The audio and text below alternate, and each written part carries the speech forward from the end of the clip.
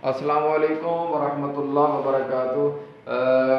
आज हमारी online class का पहला दिन है, तो और सब्जेक्ट के हवाले से मैं आपको थोड़ी सी इंफॉर्मेशन दे देता हूँ कि PHY 122 का हमने जो है ना वो कोड पढ़ना है और इसका पहला चैप्टर है मेजरमेंट। ठीक है, तो चैप्टर नंबर 1 पढ़ने से पहले मैं कुछ आपको फिजिक्स के हवाले से बेसिक इंफॉर्मेशन देना चाहता हूँ। देखें, हमारी रोज़मर्रा ज़िंदगी में जो फिजिक्स है वो बहुत ज़्यादा इन्वॉल्व है, बहुत ज़्यादा जो है ना वो मिकदार में या बहुत ज़्यादा जो है ना हमें नज़र आती है। हम फिजिक्स को जो है वो रोज़मर्रा ज़िंदगी में किस नज़र से देखते हैं? क्या हम फिजिक्स को वाकई देख रहे हैं रोज़मर्रा ज़िंदगी में, या सिर्फ हमने इस किताब के अंदर ही इसको देखा हुआ है? तो देखिए जी, मैं आपको पहले क्लियर करना चाहता हूँ कि हम इस फिजिक्स को या फिजिक्स को जनरली वो हम रोज़मर्रा ज़िंदगी में देख सकते हैं। जैसा कि मिसाल के तौर पे आपके इर्द गिर्द चीज़ें हरकत भी कर रही हैं और आपके इर्द गिर्द चीज़ें रेस्ट में भी हैं। तो देखें, रेस्ट या मोशन, इसको फिजिक्स बताती है कि ये क्या होती हैं। इसी तरह आप जो है बेटा वो जानते हैं कि एक बॉल को जब हम ऊपर फेंकते हैं तो वो नीचे क्यों आती है वापस? कौन सी ऐसी चीज़ है, कौन सी ऐसी फोर्स है जो कि उसको नीचे लेके आई है? तो वो आपको फिजिक्स बताती है कि ग्रेविटेशनल फोर्स होती है और उसकी वैल्यू 9.8 मीटर पर सेकंड का स्क्वायर होती है। ठीक है जी। तो इसी तरह बेटा आपके इर्द गिर्द जो चीज़ें हैं वो जो हरकत कर रही हैं उनमें वेलोसिटी भी है, उनमें एक्सेलरेशन भी है। तो ये सारी टर्म्स जो है ये फिजिक्स बताती है। अब आप हर जो रोज़मर्रा ज़िंदगी में किसी न किसी ऑब्जेक्ट पे आप फोर्स लगा रहे होते हैं, तो आपका किसी भी ऑब्जेक्ट के ऊपर फोर्स लगाना जो है वो फिजिक्स बताती है कि फोर्स क्या होती है फिर। ठीक है, तो आप जानते हैं कि आप चीज़ों को एक जगह से दूसरी जगह रखते हैं with the help of force, और फोर्स फिजिक्स बताती है कि फोर्स क्या होती है। इसी तरह बेटा आप जो है वो इनर्शिया के बारे इनर्शिया को भी जानते हैं, मोमेंटम को भी जानते हैं। वो भी हमारे इर्द गिर्द जो है वो ट्रेवल कर रहे हैं या हमारे इर्द गिर्द जो है वो घूम फिर रहे हैं, तो हम उनको आम आंख से देख सकते हैं। ठीक है ना जी। तो कहने का मकसद है कि फिजिक्स आम आंख से भी नजर आती है या फिजिक्स को हम देख सकते हैं। ठीक है, तो ये कोई ऐसी चीज नहीं है जिसको हम माइक्रोस्कोप की मदद से देखें या टेलीस्कोप की मदद से देखें। तो फिजिक्स हमें आम आंख से नजर आती है, हमारे इर्द गिर्द मौजूद है। रेस्ट है, जैसे मैंने आपको बताया, मोशन है जैसे मैंने आपको बताया, फोर्स है जैसे मैंने आपको बताया, वेलोसिटी है जैसे मैंने आपको बताया बेटा, एक्सेलरेशन है। ठीक है, similarly and so on. So you can see all these objects in the form of physics, or you can see the physics in these objects. Okay ji.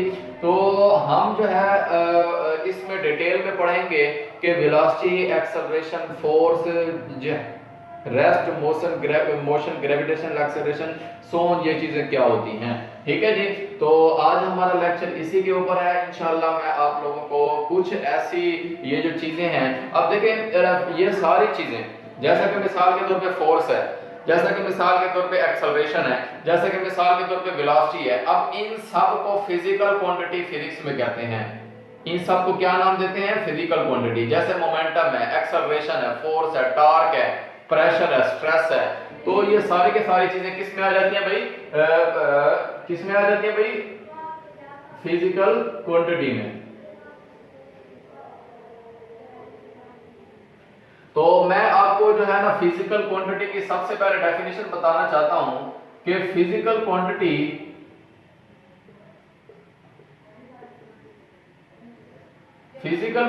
Are those quantities in which are measurable. ठीक है जी।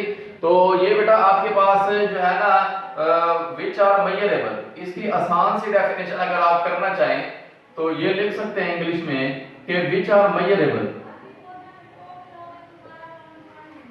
ठीक है जी। तो ये बेटा आपके पास definition है physical quantity की, विच आर मेजरेबल, जो कि मालूम की जा सके, जिसको हम मालूम कर सके। तो कौन सी चीजें मालूम की जा सकती हैं? वेलोसिटी है, मैंने अभी बताया।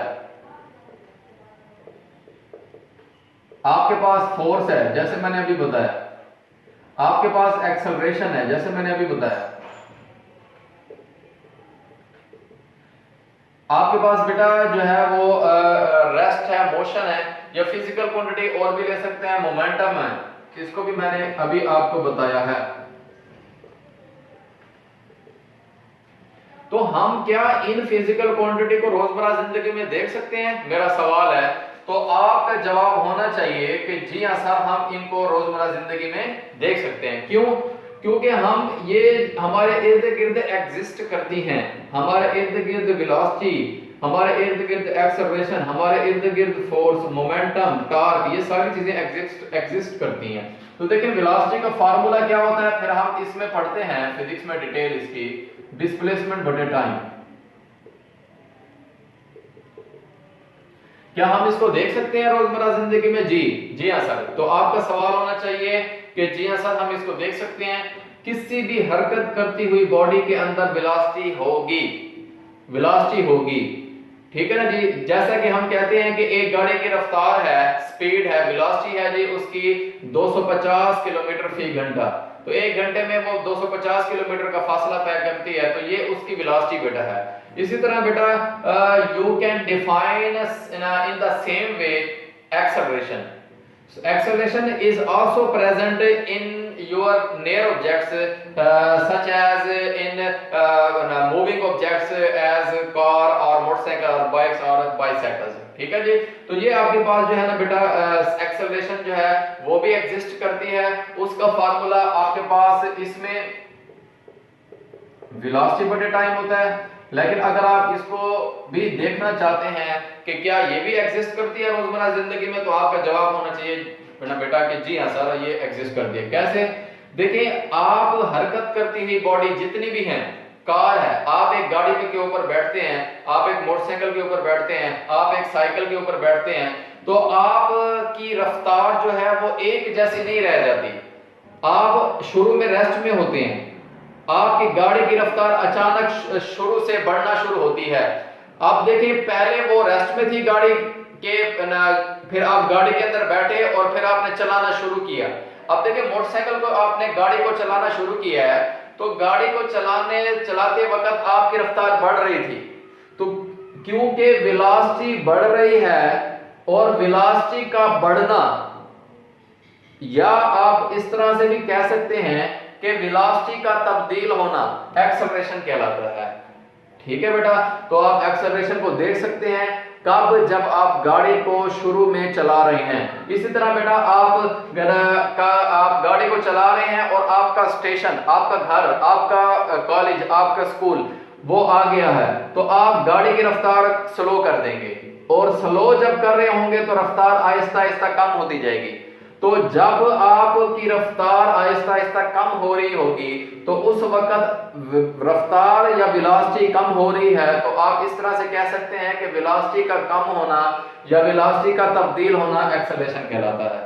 तो आप एक्सेलरेशन को देख सकते हैं कब? जब गाड़ी की रफ्तार तेज हो रही है या गाड़ी की रफ्तार कम हो रही है। ठीक है बेटा, तो उस वक्त आप एक्सेलरेशन को देख सकते हैं कि सर इस वक्त एक्सेलरेशन इस गाड़ी में मौजूद है जब ब्रेक लग रही है, या इस वक्त एक्सेलरेशन मौजूद है जब आप गाड़ी की रफ्तार को बढ़ा रहे हैं, तो उस वक्त एक्सेलरेशन आ जाता है। तो जब आप वेलोसिटी चेंज होती है, तो वेलोसिटी का चेंज होना एक्सेलरेशन कहलाता है, और उसको आप बेटा देख सकते हैं। अब बेटा देखिए, similarly you can see force in your daily life, such as you आप एक बुक को, एक किताब को, आप एक बैग को उठा के एक जगह से दूसरी जगह रखते हैं, तो आपने फोर्स लगाई है। आप इसी तरह आप सामान लेने जाते हैं, सब्जी लेने जाते हैं, तो आप जो है वो सब्जी लेने जाते हैं, तो आपका जो सब सामान लेके वापस आना, वो आपका वो फिजिक्स कहलाता, वो फोर्स है। ठीक है जी, वो आप फोर्स लगा के उस शॉपर को उठा के लेके आए। तो आप हर वक्त फोर्स लगा रहे होते हैं, किसी ना किसी चीज को उठा रहे होते हैं, किसी ना किसी चीज को एक जगह से दूसरी जगह पे ट्रांसफर कर रहे होते हैं with the help of force. ठीक है जी, तो फोर्स भी आपकी रोजमर्रा जिंदगी में बेटा एग्जिस्ट करती है। तो इसका फार्मूला मैं लिख रहा हूं, मास ज़रबे एक्सेलरेशन। इसकी डिटेल फिर फिजिक्स बताती है कि इसकी डिटेल क्या है। तो सबसे पहले आपने इन चीजों को देखना है रोजमर्रा जिंदगी में, फिर आपने फिजिक्स में इसको डिटेल में पढ़ना है। और ये सारे के सारे फिजिकल क्वांटिटी बेटा कहलाती है। Similarly you can C the quantity of momentum, momentum की क्वांटिटी को भी आप रोजमर्रा जिंदगी में देख सकते हैं। सो आप you can say that sir momentum is also exist in your daily life such as, देखिए आपके पास मोमेंटम भी रोजमर्रा जिंदगी में एग्जिस्ट करता है। किस तरह से कि आप जब भी कोई भी बॉडी हरकत कर रही होगी तो उसके अंदर मोमेंटम होगा। और अगर मैं आम अल्फाज में इसको समझाना चाहूं कि मोमेंटम क्या होता है, तो आप इस तरह से कह सकते हैं कि जी किसी भी बॉडी की वेलोसिटी की मिकदार, किसी भी बॉडी की वेलोसिटी की मिकदार को मोमेंटम कहेंगे। मिसाल के तौर पे आपने गाड़ी को चलाना शुरू किया, आपकी गाड़ी की रफ्तार थी 2 मीटर पर सेकंड, तो उस वक्त मोमेंटम होगा 2। फिर गाड़ी की रफ्तार उसके बाद आ गई जी 40, तो आपकी मोमेंटम होगा 40। जितनी वेलोसिटी होगी उतना मोमेंटम होगा। तो आप इस तरह से कह सकते हैं कि कम वेलोसिटी वाला कम वेलोसिटी वाली बॉडी का मोमेंटम कम होगा, ज्यादा वेलोसिटी वाली बॉडी का मोमेंटम ज्यादा होगा। So you can define momentum as a velocity. Okay जी, तो आप मोमेंटम को वेलोसिटी की शक्ल में डिफाइन कर सकते हैं, लेकिन इसका फार्मूला चेंज होगा। बस आपने ये ख्याल करना है कि मोमेंटम अगर आप देखना चाहते हैं फार्मूला, आपने ये ख्याल करना है कि फार्मूला चेंज लिखना है, लेकिन अगर आप देखना चाहते हैं रोजमर्रा जिंदगी में तो किसी भी बॉडी की हरकत को माप लें, किसी भी बॉडी की हरकत को मालूम कर लें कि इसकी रफ्तार कितनी है। अगर रफ्तार होगी 50 तो आप कहेंगे मोमेंटम 50 है, अगर रफ्तार होगी 200 तो आप कहेंगे मोमेंटम 200 है। तो जितनी वेलोसिटी कम होगी मोमेंटम कम होगा, जितनी वेलोसिटी ज्यादा होती जाएगी मोमेंटम भी ज्यादा। तो आप मोमेंटम को भी देख सकते हैं कि एक दो बॉडियां हरकत कर रही हैं, एक ही बॉडी, एक की रफ्तार है 50, दूसरी की रफ्तार है 200, तो आप कह सकते हैं बेटा कि 50 वाली बॉडी का मोमेंटम कम है और 200 वाली बॉडी का मोमेंटम ज्यादा है। ठीक है जी, तो इसी तरह आप मोमेंटम को भी देख सकते हैं रोजमर्रा जिंदगी में। और आपके इर्द गिर्द काफी सारी बॉडीज हरकत कर रही हैं, तो कोई स्लो हरकत कर रही है, कोई तेज हरकत कर रही है, किसी की स्पीड ज्यादा है, किसी की स्लो है, तो आप बेटा कह सकते हैं कि इसका मोमेंटम ज्यादा है, इसका कम है, इसका दरमियाना है, या जो कुछ भी है। ठीक है बेटा, लेकिन अगर आप इसको फिजिक्स में डिटेल में पढ़ना चाहते हैं तो फिर इसका फिर फार्मूला सबसे पहले डिफाइन बेटा करेंगे और उसके बाद इसकी डेफिनेशन एंड सो ऑन। तो बेटा मोमेंटम जो है ना उसका फार्मूला होता है